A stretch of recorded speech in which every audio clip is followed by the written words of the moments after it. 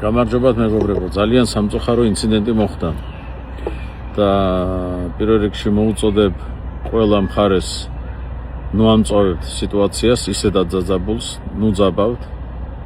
არის სახელმწიფო უწყებები, არის პოლიცია და გამოძიება ყველაფერს დაადგინს. მე ვესაუბრე ახლა ამ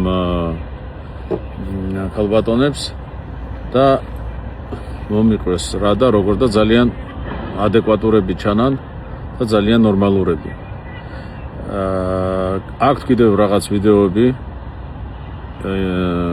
აივნიდან გადაღებული და დაველოდეთ გამოძიებას და გამოძიება დაადგენს ყველაფერს.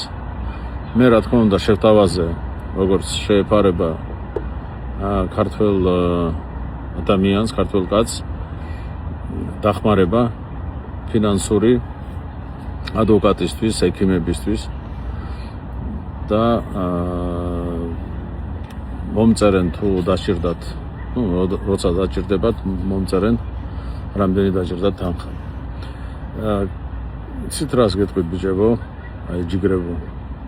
არ შეიძლება სირცხვილი. ჩვენ ქართველებს სულ სხვა სახელი გვაქვს სოფლიოში და ასეთი კადრები ეს ვრცელდება მართლა მთელ სოფლიოში, დიდი და პატარა, ხედავს ამას. და ჩვენ ვართ ქართველები ღვთისმშობლის წინხვევრი ქვეყანა და არ არის ეს ჩვენთვის ლამაზი და სასარგებლო. ამიტომ ყველამ უნდა ისე მოიქცეს, როგორც შეეფარდება ქართველს და ჩვენ წინაპარს. იმედი მაქვს, რომ გამოძიება იქნება დროული და